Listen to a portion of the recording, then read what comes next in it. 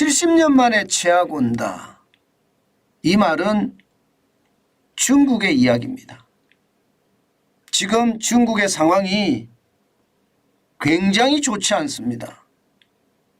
그러다 보니까 세계적인 투자 은행들이 중국에 대한 성장률 전망치를 다 낮추고 있습니다.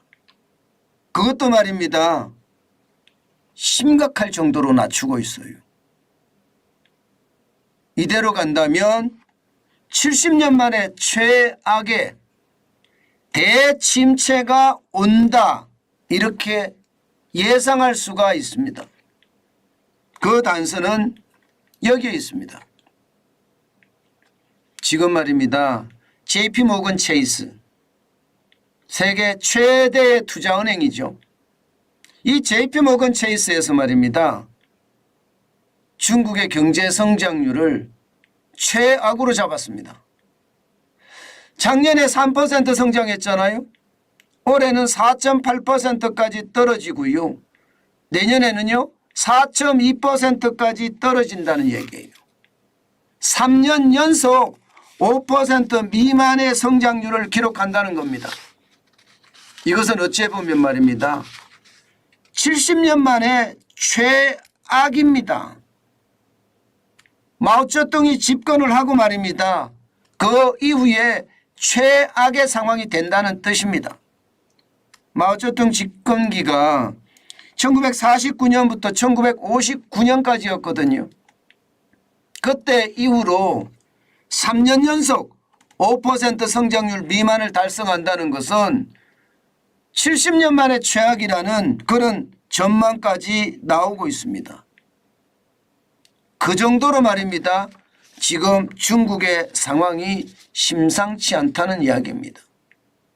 여러분, 중국의 거대 인구를 먹여 살리려면요 적어도 연 5%는 성장해 줘야 됩니다. 연 5%가 아니라 연 5.5%는 성장해 줘야 됩니다. 그런데 지금 연 5.5%를 성장 못한다는 이야기잖아요. 중국이 어려워진다는 이야기예요. 대침체가 온다는 이야기입니다.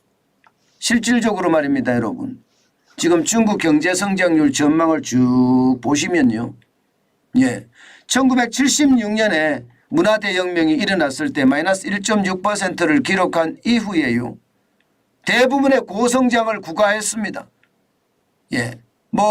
7%, 8%는 예산 일이었고요.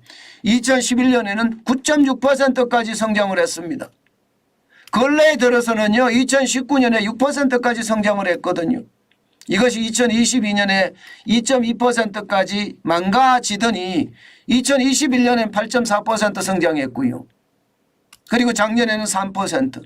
올해는 5% 이상을 성장한다고 시장에서는 다 예측을 했었어요. 그런데 그 예측이 무색하게 됩니다. 점점 성장률 전망치가 내려온다는 뜻이에요. 그러면 여러분, 지금까지의 어떤 중국 역사를 보면 경제가 6%, 7%, 8%, 9% 이렇게 엄청난 고성장을 했는데 지금 3년 연속 침체가 온다고 생각을 해보세요. 아마 중국은 견디기가 쉽지 않을 겁니다. 고성장으로 계속 잘 나가던 나라가 저성장의 공포가 닥치면요 심리적으로는 더 빨리 무너지거든요. 3년이 침체라고 그러면 이거는 저성장이고요. 장기 침체라고도 이야기할 수 있습니다. 그만큼 말입니다. 상황이 지금 급박하게 돌아간다. 저는 그렇게 생각합니다. 그 정도로 중국의 상황이 좋지 않다. 이렇게 진단하고 있는 겁니다. 실제 말입니다. JP모건 체이스는요. 중국 성장률 전망을 한 달에 한 번씩 다운시켰습니다. 한 달에 한 번씩 내렸다고요. 4월까지만 하더라도 중국 6.4% 성장한다고 했습니다. 6월에는 5.5%로 낮췄습니다. 굉장히 많이 내렸죠. 0.9%포인트를 내렸으니까 굉장히 많이 내렸습니다. 그러다가 7월에는 5%까지 내렸습니다. 결국은 8월에는 5%도 깼습니다. 4.8%까지 내렸습니다. 성장률을 5% 미만으로 낮췄다는 의미입니다. 그런데 이 JP모건 체이스만 이렇게 지금 예측하는 게 아니에요. 중국의 성장률에 대한 것은 지금 투자은행들이 대부분 내리고 있습니다. 지금 보시는 것처럼 말입니다. 뱅크 오브 아메리카도 이게 6% 이상에서 내렸던 거예요. 5.7%로. 예. 홍콩 상하이 은행도 5.6%로 내렸죠. 시티은행도 5.6%까지 내렸었습니다. 이게 다 내린 겁니다. 6% 이상에서. 그런데 이번에는 내리지 않았죠. 아직요. 아마 내릴 가능성 굉장히 높아지고 있습니다.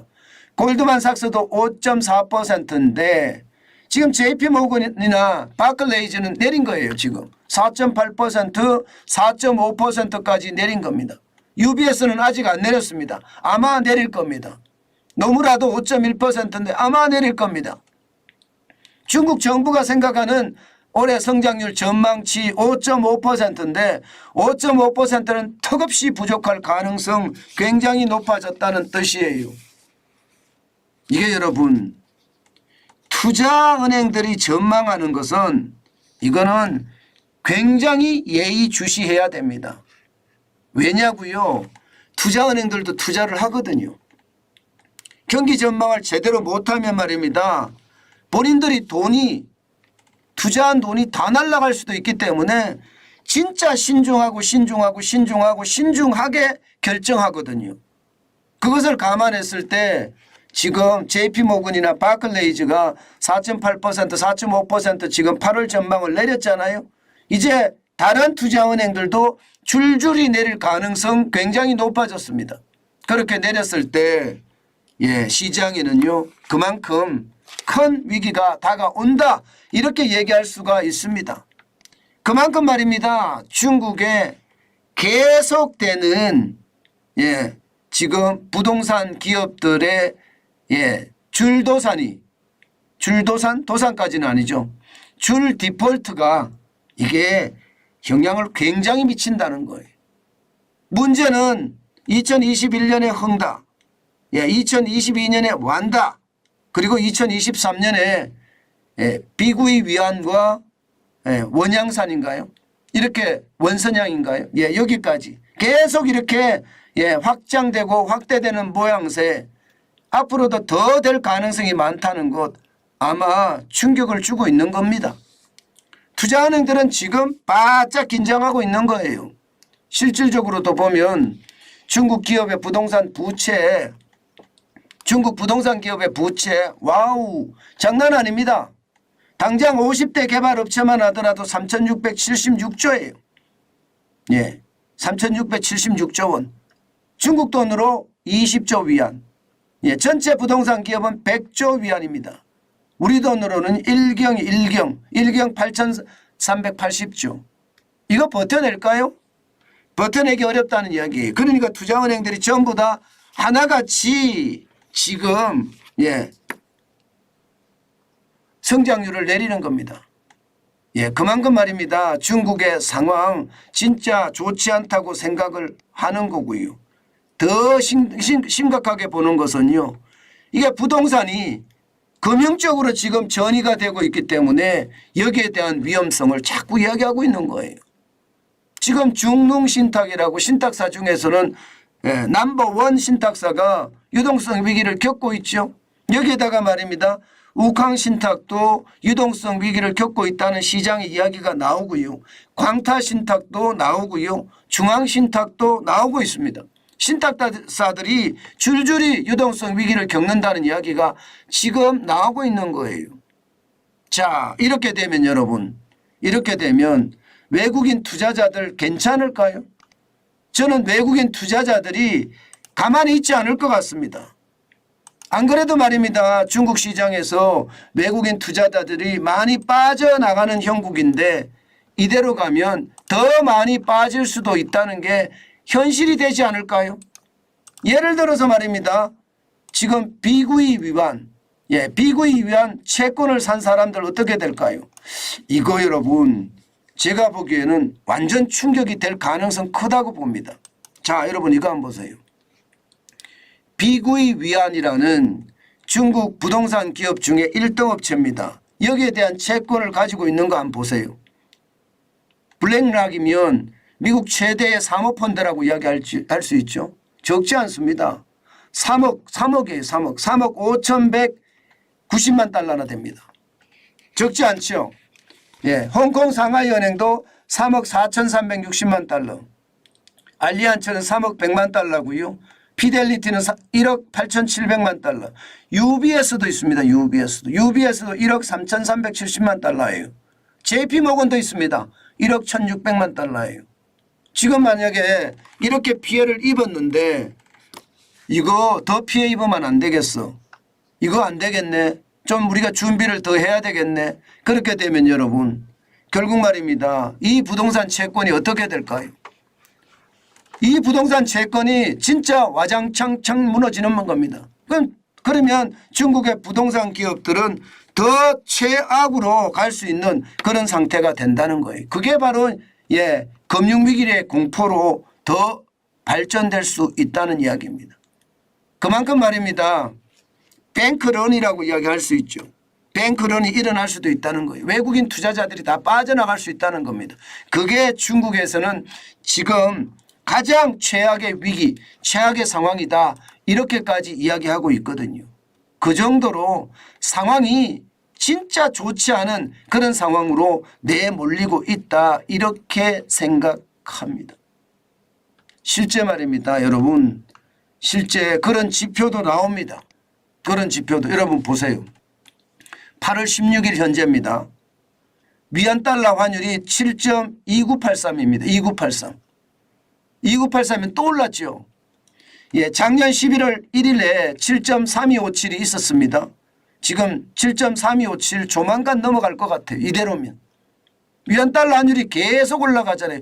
환율이 불안하다는 거 지금 보시면 여러분 근래에 말입니다. 근래에 7.2983이라는 것은 작년 11월 1일 날 7.3257밖에 없습니다. 3257밖에 없어요. 대부분이 말입니다. 이게 2008년쯤 가야 돼. 2008년 1월 4일 글로벌 금융위기 때입니다. 7.26입니다. 7.26. 예, 그리고 더 앞으로 간다면 2005년 6월 10일에 8.27이 있습니다. 예, 더 앞으로 간다면 1997년 11월 21일에 8.28이 있습니다. 이때 이후로 지금 계속 올라가고 있는 상황이에요. 저는 이게 결국은요. 70년 만에 최악 대침체 온다는 말은 당연한 거고요. 예, 이게 금융위기로 전이되지 않을까 그게 두렵습니다. 물론 중국의 경제가 워낙 거대하기 때문에 이게 금융위기가 터지면 전 세계가 완전히 몰락하는 그런 사태가 터질 수도 있겠죠. 그러나 시장은요 분명히 말입니다. 최악의 상황이 항상 가정을 해야 된다. 그 말씀 여러분에게 다시 한번 올립니다. 이게 환율 시장, 외환 시장의 불안감을 그대로 공포를 그대로 반영하고 있다. 이렇게 이야기할 수가 있잖아요. 그런데 실제 말입니다. 이것도 한번 보세요. 이거. 이거. 지금 말입니다. 쉽게 말하면 천막 농성을 하는 거예요. 여기가 지금 건설 회사들이 쭉 아파트가 지어지고 있죠. 이게 바로 비구이 위안의 건설 현장입니다. 거기 앞에 가서 천막을 짓고 농성을 하면서 쉽게 말하면 아파트값 돌려달라는 거예요. 아파트값 돌려달라. 이것은 여러분 중국은 통제사회예요. 그것도 엄청난 통제사회입니다.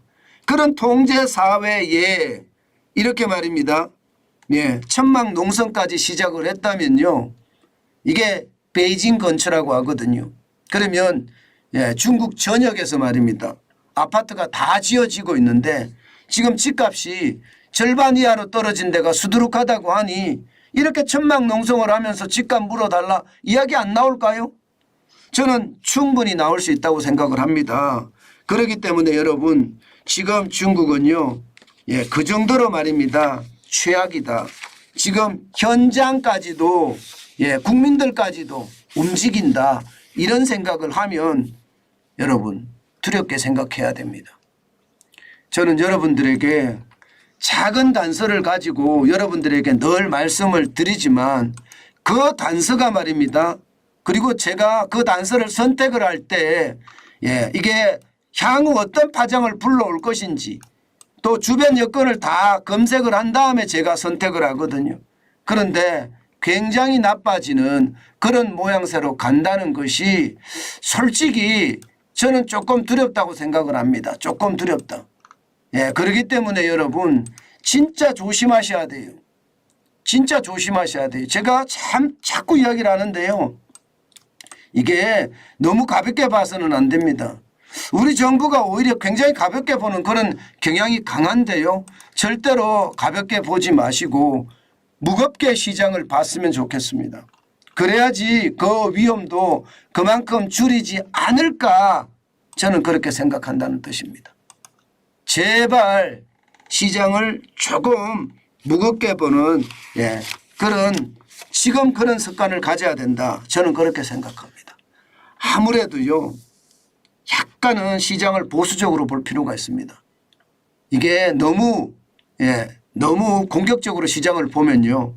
요즘 같을 때는 이게 전문 투자자들이나 혹은 말입니다. 전업 투자자들이나 이런 분들은 그렇게 볼 수가 있어요. 그러나 우리같이 생업을 열심히 살아가면서 어떤 분들은 저축을 하고 어떤 분들은 단기 투자를 해서 수익을 올리는 사람들에게는요. 절대로 시장을 가볍게 봐서는 안 된다는 뜻 다시 한번 여러분께 말씀 올립니다.